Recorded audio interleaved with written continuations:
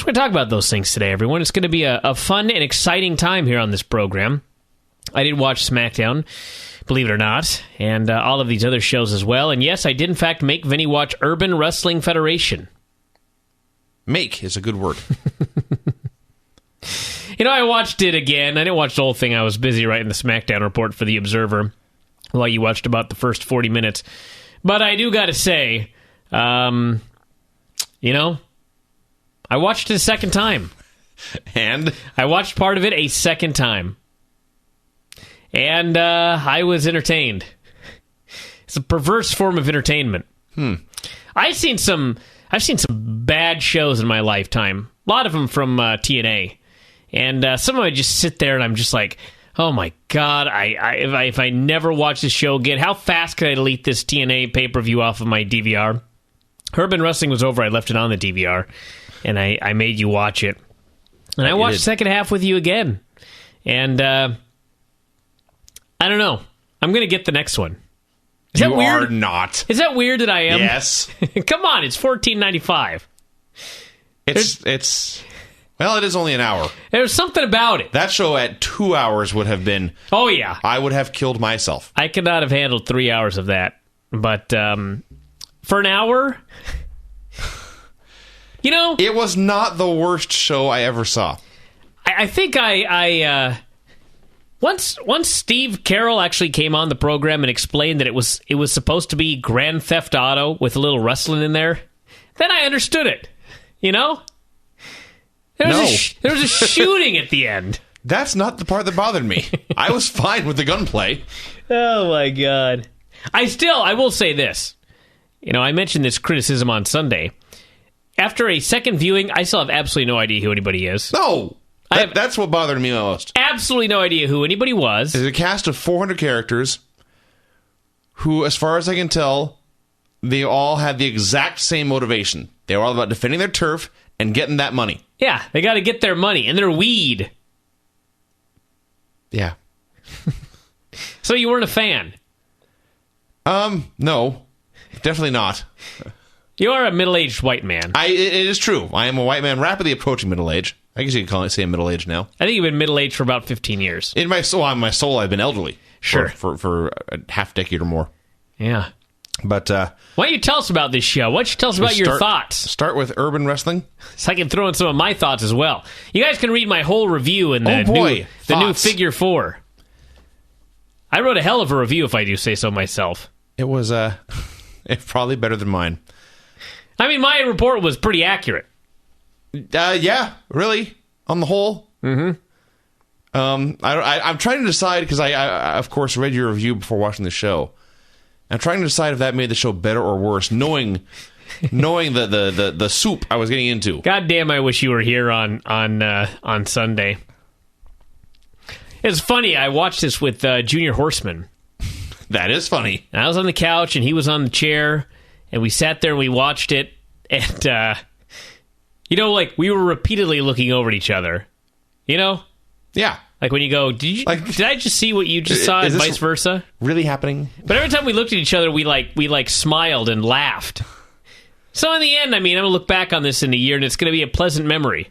The laughs I had with Junior Horseman watching the Urban Wrestling Federation. So I wish you would have been there, Vinny. What the hell was that? That's your fault. Something just fell down there. I was so excited I knocked something over with psychic powers. So yeah, tell us about this show. Show opened with Gina Torres of allhiphop.com telling us that Uncle Murder had been arrested. I think it's Murda, but that's okay. No, not anymore. Either Uncle Murder? No, because Uncle Murda is not silly at all. Point being, I don't know who this is. I am so madly entertained that you are reviewing this show. And it started out with talk of Uncle Murder being arrested. So,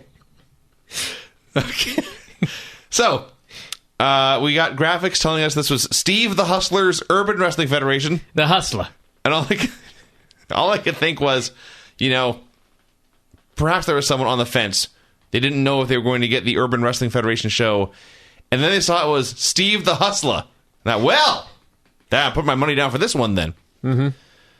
So there were two black guys backstage talking to a white man who may have been Stevie J. Speaking of Steves. It's funny that you wrote in your report here, two black men were talking to a white man backstage. I believe that was the exact word-for-word thing that I typed. Is there anything else? There was nothing else to describe this man. It's like, as writers... Okay, go ahead. As a writer, there's no other way to explain what we just saw. No. I don't know who the men were. No. I mean, in trying to explain it to the reader, all I could say was there were two men who were black, yes, and they were talking to a man who was white. That's all I can say about this. In my report here, I described everyone's ethnicity for about 3 skits, and then said, you know what? Hell, it doesn't matter. Just a bunch of dudes. Mm-hmm. So, Steve the Hustler, who is the one who may be Stevie J, white man, older than me, mustache, he was talking. I understood about 20% of what he said. They were mumbling a lot. Talked about Detroit, Miami, and Chicago and putting money in his pockets.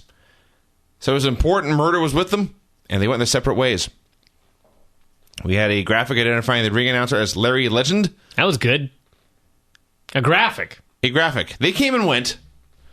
We had lowlife Louis Ramos versus someone who I just described as the opponent. X. You know what I put X thinking I would go back later and write what the man's name was. I never got it. You know, it's good that it's good you're reviewing this because, you know, sometimes I think, well, maybe I was so busy trying to explain what I was seeing that I missed the explanation of who this man was. But it appears to me that now we've got you, Junior Horseman, and myself, and none of us could identify who it was that lowlife Louis Ramos was wrestling. Not a clue. So that's good. But he came out, he had a steel chair, he hit Louis Ramos in the head with it half a dozen times. It was bent like Mike Awesome and Masato Tanaka, and you'll recall that Mike Awesome is currently dead because he was hit in the head with a chair so many times. He stabbed Louis with a fork for a while, and then he cut a promo. As he was talking, the announcers never stopped talking. They all just mumbled over each other. The opponent said he represented the ATL. He brought the opponent, he wrote. Capital T, capital O. It actually would be a hell of a name for a wrestler. The opponent. Yeah. He represented the ATL. He brought out Ruckus, Grim Reaper, and Big Block. They had graphics for this. They said they came out to get that money.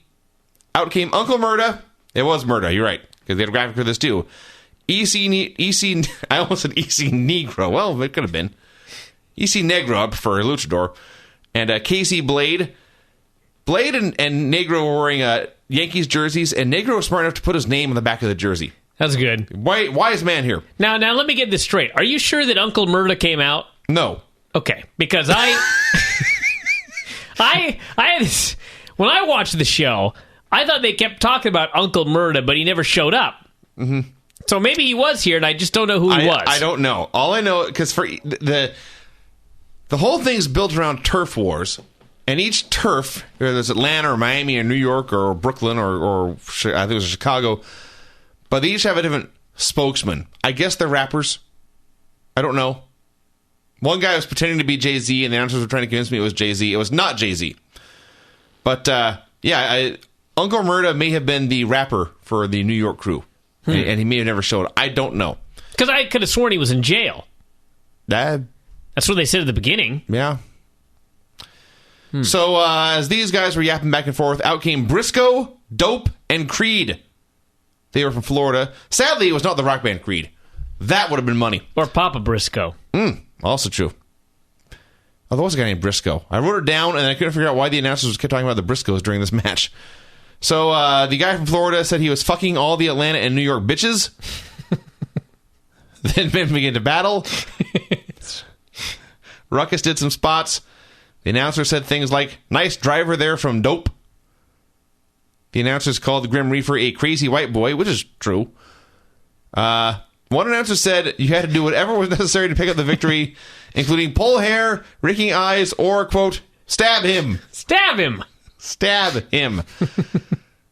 Ruckus and Reefer did a bunch of flip dives and stuff. They started doing some crazy double teams. There was a scary 3D-like move. Nobody will believe me if I say I'm going to watch the show a third time. No. Not sober. I may actually drink and watch the show a third time. There was a scary 3D move, very scary double powerbomb in the turnbuckles, and then the New York crew, Blade and Negro, they hit a scary double pile driver And then they began to celebrate, and while they were celebrating, one of the Atlanta dudes dove in behind their backs and stole the pin. The Atlanta crew was apparently known as the Ghetto Mafia. They all celebrated backstage. These matches they were fine. Wrestling, by and large, yeah, honestly. Yeah, I had no problem with any of the wrestling. I just never knew what the fuck was happening. No. So there was 3 men on the street. I identified 2 of these men as white dudes, and then halfway through the promo, I realized, wait a minute, that's the fucking SATs, isn't it? Yeah, that's the SATs. They're not white. So, I have no idea what they're talking about, except there was a bridge, and anyone who would cross this bridge would get beat up. I never knew that things were so rough in other parts of the country. Like, they're not allowed to cross their bridge or you'll get beat up. Well, did you see the bridge, too? I didn't see this the is bridge. not like a one-lane footpath.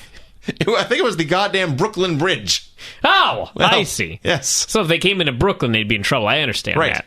I thought this was like, a small bridge that a billy goat would go over, like in the old tales.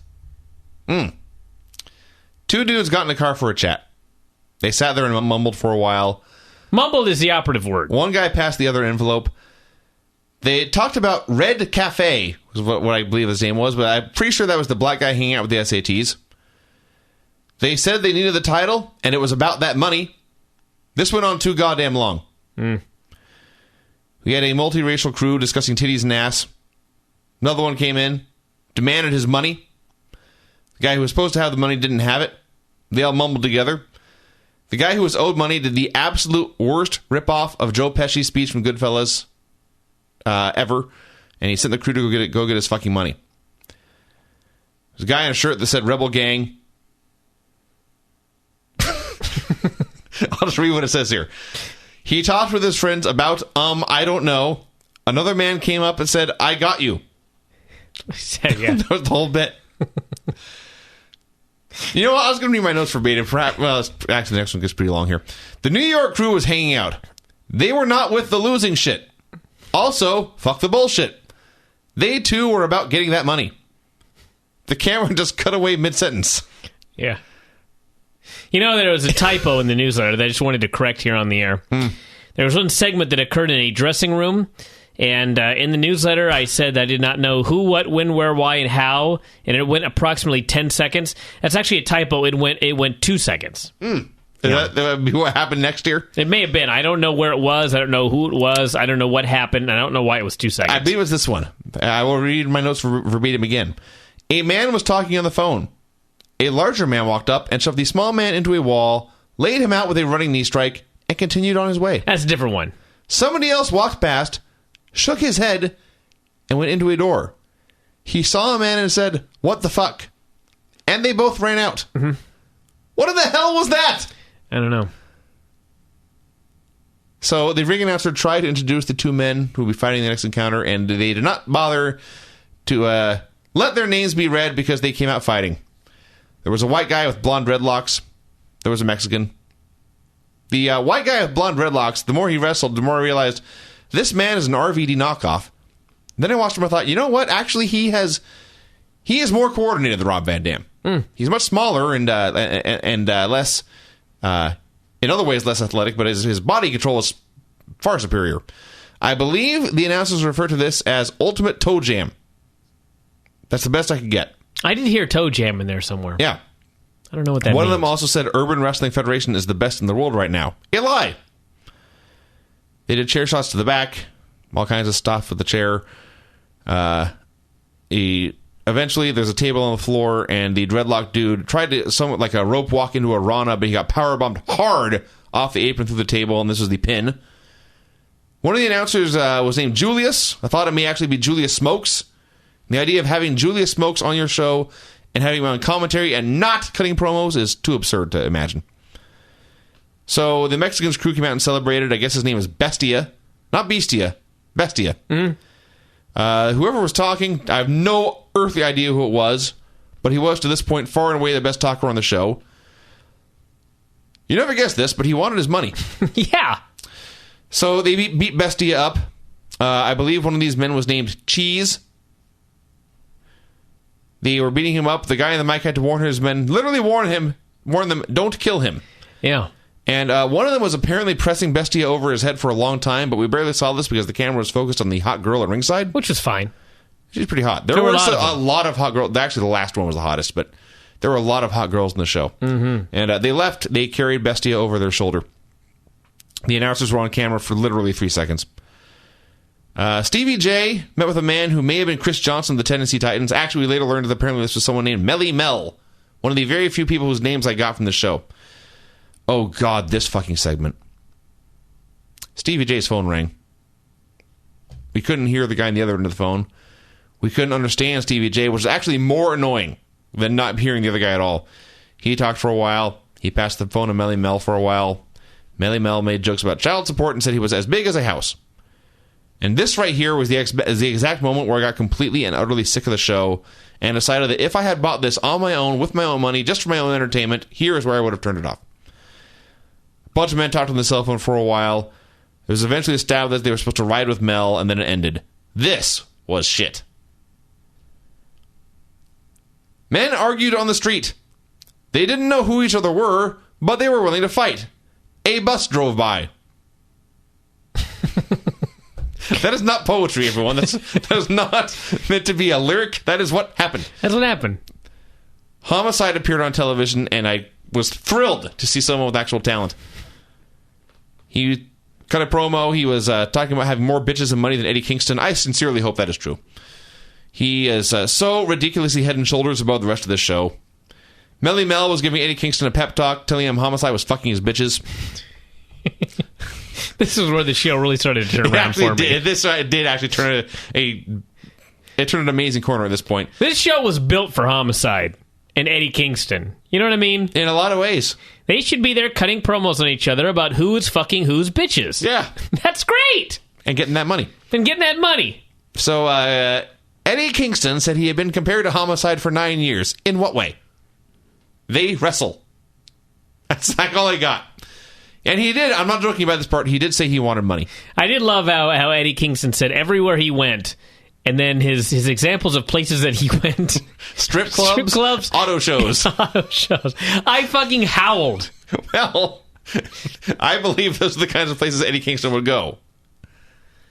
So, yes, Eddie Kingston versus Homicide in the main event. Melly Mel was out there. He had the biggest arms in the show. Announcer said Homicide was about his money. Eddie Kingston in this match was a fantastic heel. He was completely willing to make himself look like a geek for our entertainment. Yeah. They were brawling on the floor, trading chops. Homicide gave him an eye poke. He did the funniest sell of an eye poke I've ever seen. Worth the price of admission right there. Homicide beat him up forever. Kingston cut him off. They brawled on the floor. They had a chop fest. Usually when you do a chop fest, one guy will hit the first guy really hard and they'll switch places and just repeat. Homicide hit a bunch of chops, and Kingston told them like he was on fire. Then finally, Kingston cut him off, and he threw Homicide into the corner, and he started laying in chops like Kibashi, just as fast as he could go, bam, bam, bam. And Homicide is standing like straight up, not even reacting or flinching, and staring at this man with a blank expression. Just... No, something is not a strong enough word. He was non-registering these chops. Yes. So Kingston stopped, and he looked at him, and he just kept on chopping. Kept trying. Was not going to give up. He's not going to quit. Dozens and dozens and dozens of chops. None of them had any effect, and finally Homicide just grabbed him and chopped him back. That made me laugh. So Kingston came back. He had a backdrop driver, dropped Homicide right on his brain. Homicide fought back, hit a top rope ace crusher, and then ended Kingston's life with a cop killer. Bad. Yeah. A bad cop killer. So depends on what you consider bad. It was bad. Bad if you were Eddie Kingston. Yeah. So it was a good match, and on this particular show, it seemed like Flair Steamboat at their absolute peak. So then here was where the I don't know, guys were talking or whatever. There was a girl in the apron, and the camera just zoomed in on her ass, and this could have been up there for another hour, and I would not have complained. All right, here. It was probably like 3 minutes of the show. The last 3 minutes of the show was like a bad NyQuil trip. I'll go back to reading things verbatim. Red Cafe's boys ran into Uncle Murda's boy. They yelled at each other for a while. You got way more of that than I did. Well, I think it was the SATs. That's all I know. I see. And Uncle Murda's boy, by the way, may have been Zeus. Not certain.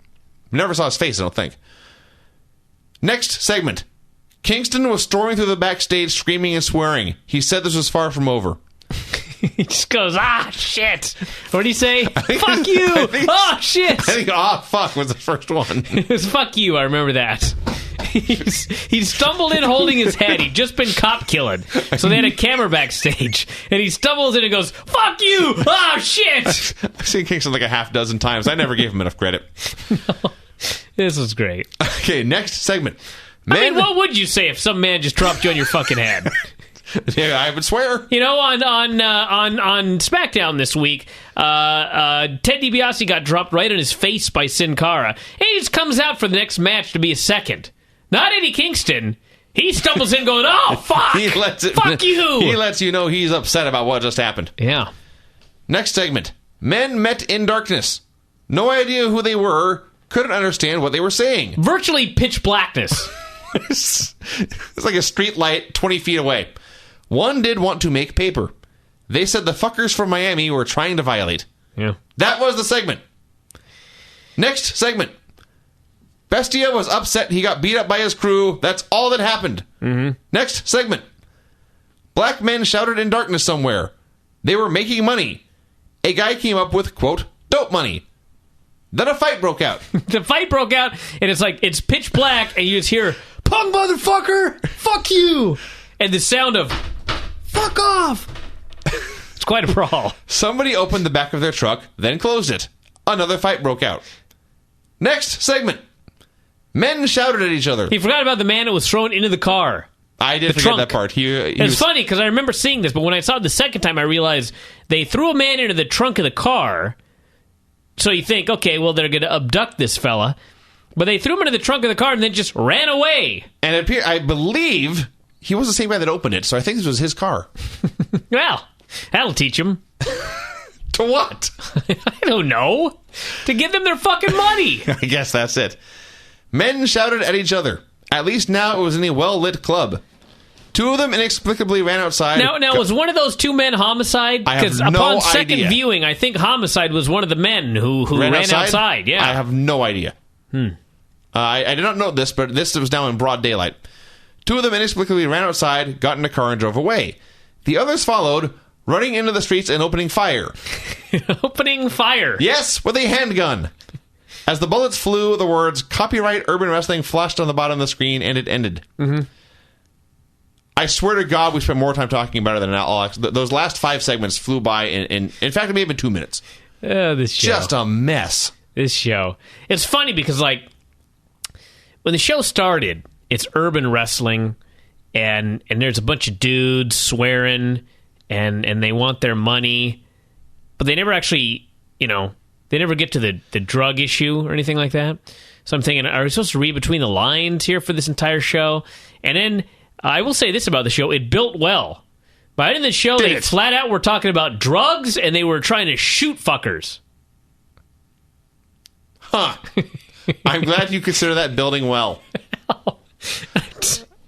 This show was amazing. I consider a lot of chaos that ended with guns and drugs. Yeah. Which actually, that makes sense when you put it that way. Sure. Amazing is not a bad word. They saved the gunfire for the end.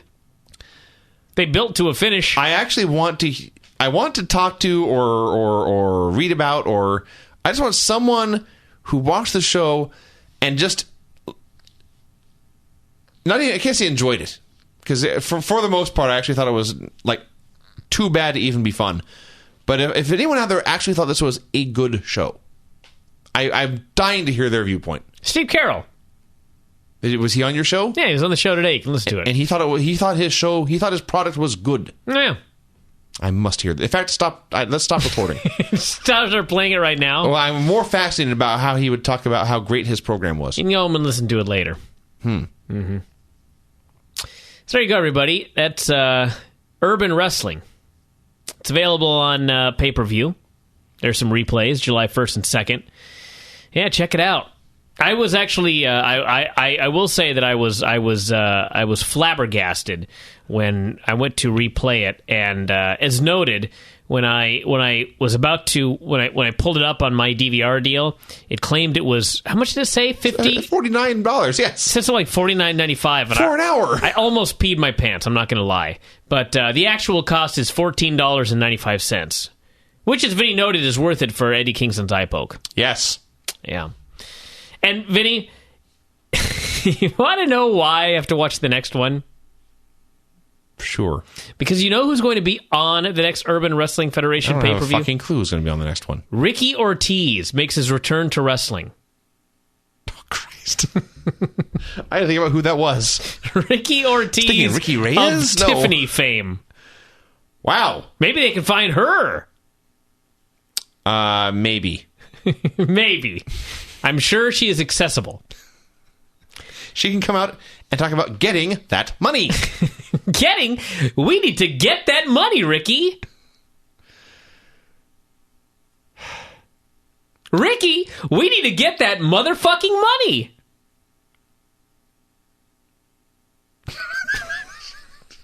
What is happening?